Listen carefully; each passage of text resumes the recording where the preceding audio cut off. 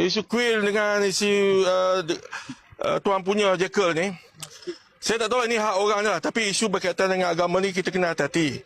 Cuma saya kecewa lah, di BKL sedang berusaha menciptakan tapak baru untuk kuil. Orang Islam nak buat masjid, beli tanah tu.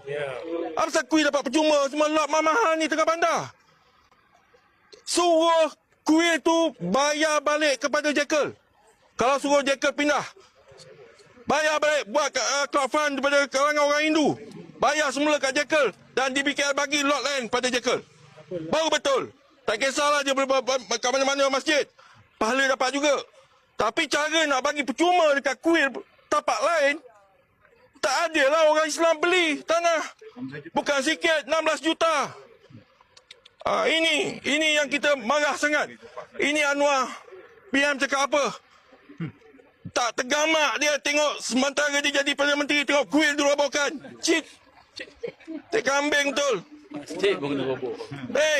Datuk Seri Anwar, Seri Makmur tu hak tanah kepada Tiar, Kolej Tunku Abdul Rahman.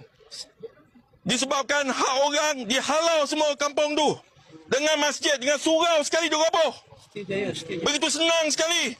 Ini hak orang. Kenapa tak roboh? Kuil ni. Setia Jaya, minta maaf Setia Jaya. Kuil kenapa tak nak roboh? Surau boleh roboh.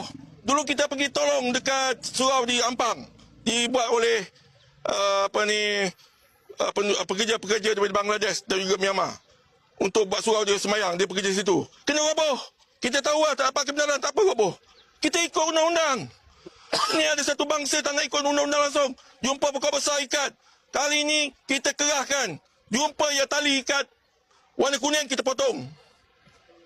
Biarlah negara ni kita je kena tekan. Sesekali kita kena amuk.